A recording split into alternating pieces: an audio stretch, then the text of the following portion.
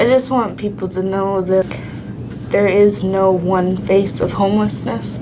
Just the other day, like one of my best friends was, oh, that man looks so homeless. It's like, what does homeless look like? Because I'm homeless.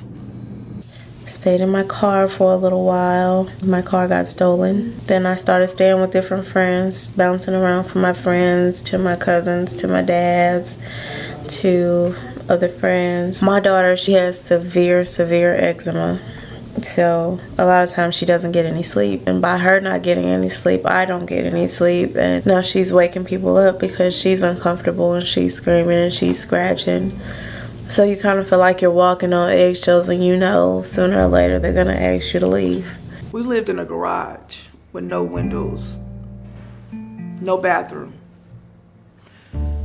no sink, no nothing to cook in, no water, no shower, nothing. So you can imagine, just imagine what we had to do. When you have a child that, you know, is thirsty or hungry or whatever, and the fact that you can't just go in your wallet and grab your debit card or grab $5 or whatever and go to the store because you don't have it, it makes you desperate. It's still a different kind of prison. It's not our home, it's not my home, it's somebody else's home. I'm 41 and I'm living out of somebody else's bedroom. He says, look, I'm moving out on Friday. I'm just waiting on my VA to kick in. I've already found an apartment, blah, blah, blah. You know, you and Hannah can just stay there until you figure out what to do next. And I was just so grateful at that time because there was nowhere else to go. Tonight we're in this apartment. I wake up to the guy trying to get in the bed with Hannah and I. And I'm like, what are you doing? There was never any implication. I never did that. In fact, had I started doing that, I probably wouldn't have moved as many times as I did because it all ends up about sex with these guys that claim to care and want to help out and how women should be treated a certain way, but it's all about the sex. The kids are pretty great. If they know that I'm getting a little stressed, they'll tell me, why don't you go for a ride? Why don't you just take a walker? And they tell me it's not that bad. At least we still have each other. I wasn't eating, I wasn't focusing, I wasn't sleeping, I wasn't taking care of myself. I was taking care of my family. The hardest thing is, like, I think it's seeing my mom cry because we don't have a place to stay, and it's like hard for me. So I know I have to go to school and do my best so I can get a better job and take care of her when she gets older.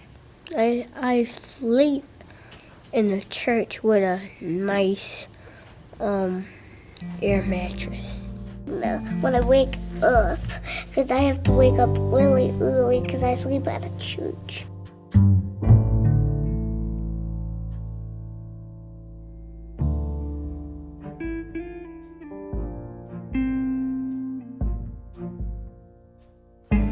I think the 4-year-old understands because he's always telling me, like, I want to go home. I want to go home. And it's hard to explain to him that we don't have a home. That's one of the big gaps in our community is there are no shelters that specifically cater to families. So a lot of times we see families that are living in their cars because they don't want to separate and go to separate shelters. Focus shifts from finding a place to live to where am I going to park my camper for today. Only to wake up the next morning and make sure I have enough gas money to even go a block from where I was last time. Again, now I have to play hide me from the state so they don't take my kids, especially my special needs child.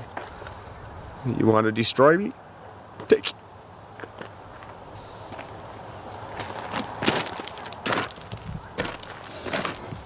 Everybody always tells you, oh, you got kids, they'll help you. Oh, you got kids, they'll help. No, they won't. No, they won't, because there's lots of other people out there with kids that are needing help too. Well, it makes me feel like a failure as a mom. It puts a lot of strain on us, causes a lot of fighting.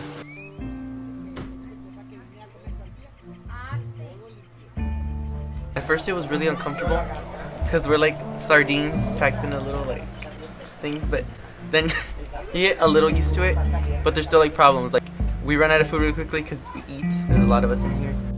But people just don't really understand the impact of moving from house to house as a guest you know, being that person that's there, the feeling in the household when you're a child or even the parent, and the reality is that the very fact that you're there may get the people who are renting the home evicted.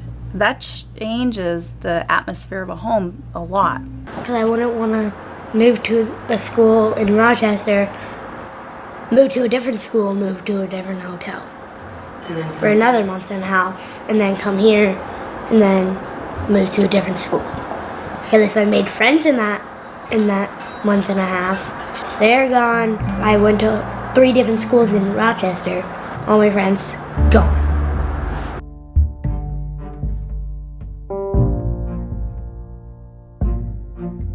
There are vast wells of research that suggest that our children their cognitive development has been impacted by their trauma. So we have to work really hard to create a nurturing, safe environment that meets basic needs, and then we have to go in and teach them how to do reading and writing and math. What worries me is like I'll get comfortable in a school, and then we'll end up having to leave, and then I'll have to transfer, and it's just like I don't know if I get to stay here or anything. Coping was very difficult, but my parents and my brother were struggling, so somebody had to be strong.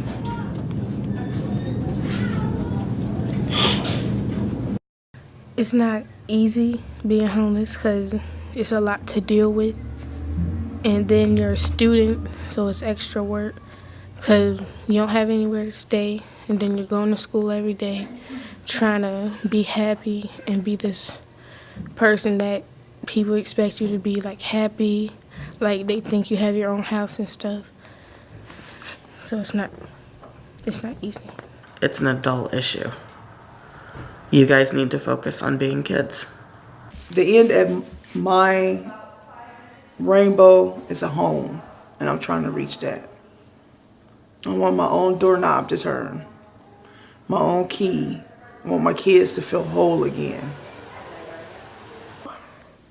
There's actually 2 things. Actually, I'll make it for a vehicle, food, clothing, and a home. Because me and my family really need it.